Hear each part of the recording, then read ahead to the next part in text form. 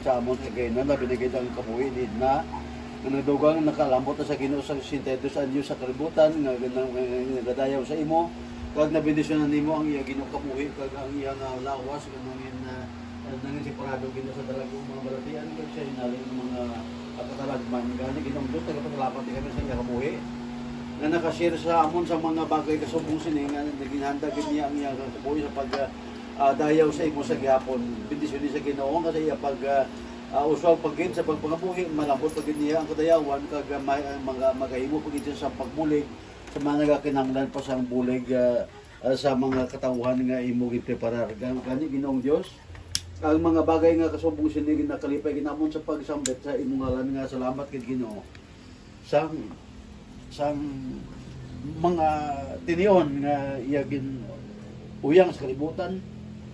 Kag subong man Ginoong Dios nagapasalamat mo kami sang blessings ngayari karon sa latok nga naaman para sa amon.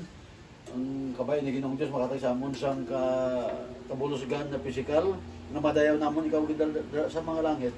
Kamana Ginoo salamat kay lubat sa imong pagatipan sa ila panimalay sa kay General Claver sa inong mulo sa mga kabataan kag sa amon Ginoong Dios nga naga-witness ini mga kayuhan nila na baton halin sa imong mga kamot Ginoo bendisyon ni amon pagambit ng pagkaon upod sa pag-birthday idnas ini nga tinion kag nagapasalamat kag nagadayaw kag hindi kay Ginoo masambit ang amon pagpangamoyo nga kabay ko tani ikaw magpadayon sini ng mga bagay sa amon mga kabuhi.